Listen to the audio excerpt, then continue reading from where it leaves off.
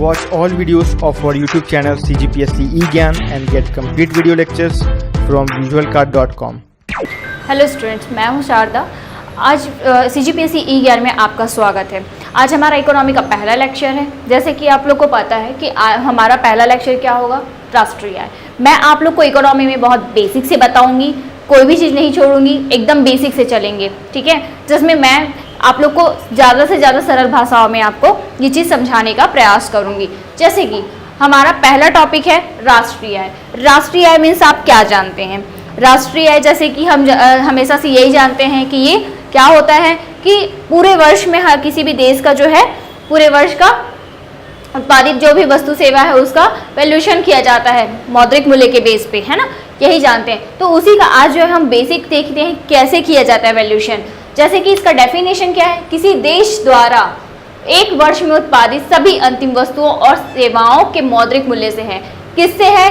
कोई भी देश है, कोई भी देश है ना, उसके द्वारा जो है कितने, एक वर्ष में किसी भी देश द्वारा एक वर्ष में उत्पादित सभी अंतिम वस्तुओं और सेवाओं, मतलब कोई भी देश होगा जो केवल एक वर्ष में, उसमें भी क्या, अंतिम वस्तुओं और सेवाओं के कौन सा मौद्रिक मूल्य, उनके किसके मूल्य होगा, मौद्रिक मूल्य से हो, उसका अभिप्राय है किसी देश द्वारा एक वर्ष में सभी अंतिम वस्तुओं और सेवाओं के मौद्रिक मूल्य से है, ठीक है।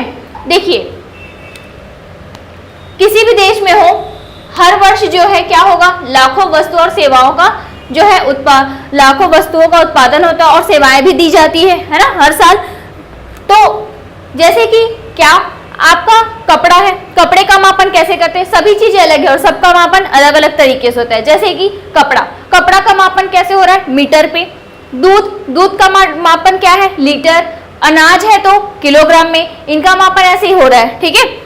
अब जैसे कि कुछ सेवाएं हैं, व्यक्तियों को दी जाने वाली सेवाएं कौन कौन सी, डॉक्टर जो मरीजों को सेवा देता है, वकील है ना, आपका इंजीनियर और गायक, ये एक तरह की सेवाएं हैं, ठीक है। तो इन सभी का अलग अलग वैल्यूएशन ना करके क्या किया गया, एक अच्छा तरीका क्या निकाला गया कि इन सभी का मूल्यांकन किसके बेस पे किया गया, मुद्रा के मूल्य पे, मुद्रा के आधार पे। मतलब बाजार में जो प्रचलित मुद्रा होती है, मुद्रा की जो कीमत होती है उसके बेस पे इसका क्या किया जाता है, मूल्यांकन किया जाता है, ठीक।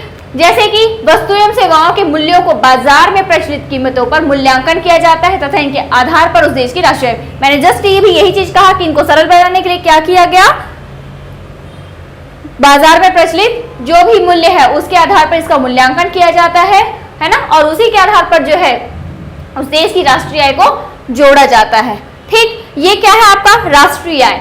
राष्ट्रीय आय अगर हम उसको शॉर्टकट में देखें, राष्ट्रीय आय क्या है, तो इसमें जो है जैसे कि आपका उपभोग व्यय, विनियोग व्यय, सरकारी व्यय, इन तीनों को जोड़े, माइनस किसको किए, माइनस जो है मशीनों का घिसावट व्यय, और निर्यात, मतलब इसमें प्लस क्या है, निर्यात एवं आयात के मूल्यों का अंतर, निर्यात, इसको जोड़ा गया है। मतलब इसमें क्या क्या चीजें जोड़ रही है, उपभोग व्यय, विनियोग व्यय, सरकारी व्यय और निर्यात एवं आयात के मूल्यों का अंतर, ये भी जुड़ा है, लेकिन मशीनों की घिसावट व्यय को घटाया जा रहा है, ठीक। तब हमारा क्या ज्ञात होता है, राष्ट्रीय आय। देखिए राष्ट्रीय आय से रिलेटेड अभी बहुत सारी अवधारणा है, जिसमें जीडीपी है ना, जीडीपी, एनएनपी, ये सब चीजें हैं, मैं आपको ये चीजें बताते चलती हूँ। चलिए, राष्ट्रीय आय को हम दो तरह से देख सकते हैं, एक तो चालू कीमत के आधार पर और दूसरा स्थिर कीमत के आधार पर।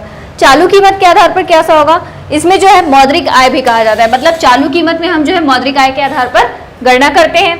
दूसरा राष्ट्रीय स्थिर कीमत के आधार पर राष्ट्रीय। स्थिर कीमत पर कैसे होगा, देखिए एक वर्ष के दौरान उत्पादित जो भी समस्त अंतिम वस्तुओं और सेवाओं के मौद्रिक मूल्य को चालू कीमतों के बजाय किसी आधार वर्ष, मतलब स्थिर कीमत में क्या करेंगे, चालू कीमत के आधार पर हम क्या करते हैं, मौद्रिक रूप में गणना करते हैं।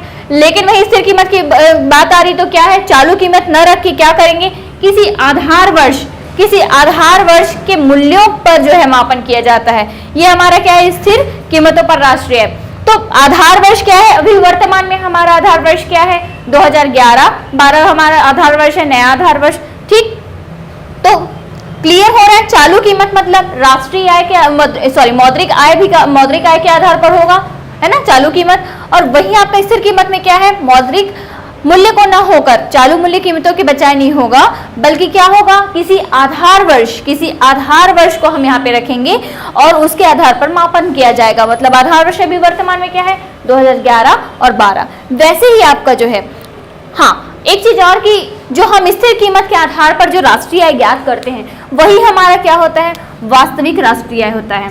वही हमारा वास्तविक राष्ट्रीय आय होता है। देखिए अलग अलग वर्षों में जो है अलग अलग क्या है, हमारे आधार वर्ष हैं। जैसे कि आपको पता ही है, जब नई सरकार बनी हमारे यहाँ 2014 में, ठीक, तो उस समय जो है हमारे यहाँ जनवरी 2015 में नया आधार वर्ष लागू किया गया। कौन सा था आधार वर्ष, 2011-12 हमारा नया आधार वर्ष आया।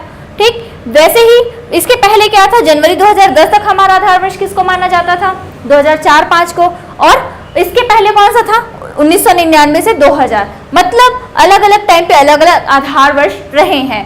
तो क्लियर हो गया मेरे ख्याल से। मैं उम्मीद करती हूँ कि राष्ट्रीय आय जो चालू कीमत और स्थिर कीमत है वो आपको क्लियर है। चालू कीमत मतलब मौद्रिक आय के आधार पर गणना की जा रही है, और स्थिर कीमत मतलब किसी आधार वर्ष को बेस माना जा रहा है जिसके आधार पर गणना की जा रही। क्लियर। और स्थिर आय ही जो है, स्थिर मतलब जो कीमत पर जो हमारी राष्ट्रीय आय है वही हमारी वास्तविक आय होगी। हमने तो ये देख लिया कि राष्ट्रीय आय की मतलब राष्ट्रीय आय होता क्या है, वो किन चीज़ों के आधार पर उसकी गणना की जाती है, चालू मूल्य, स्थिर मूल्य। अब हम देखेंगे राष्ट्रीय आय की गणना स्पेशली करता कौन है।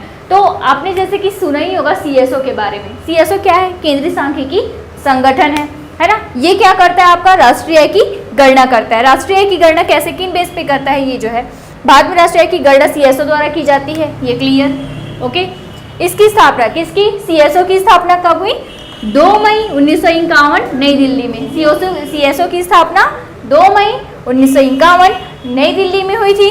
ठीक, वार्षिक प्रकाशन कौन करता है, वार्षिक प्रकाशन राष्ट्रीय लेखा सांख्यिकी द्वारा। वार्षिक प्रकाशन राष्ट्रीय लेखा सांख्यिकी द्वारा। देखिए CSO ने राष्ट्रीय आय की गणना हेतु जो है वर्ष 2011-12 को नए आधार वर्ष के रूप में अपनाया। CSO हमने बताया था कि हमारी राष्ट्रीय आय की गणना किसके बेस पे होती है, स्थिर कीमतों के आधार पर। स्थिर कीमत के आधार पर की जाती है। तो स्थिर कीमत के आधार के लिए हमको क्या चाहिए, एक बेस चाहिए होता है ना, आधार वर्ष का एक बेस चाहिए होता है। तो उसने आधार वर्ष बेस किसको लिया, आपका 2011-12 वाले को लिया। ठीक, CSO द्वारा राष्ट्रीय आय की माप के लिए अर्थव्यवस्था के तीनों क्षेत्रों, प्राथमिक, द्वितीयक, तृतीयक, तीनों क्षेत्रों में उत्पादित अंतिम वस्तुओं और सेवाओं का अनुमान लगाकर उसका मौद्रिक मूल्य निकाला जाता है।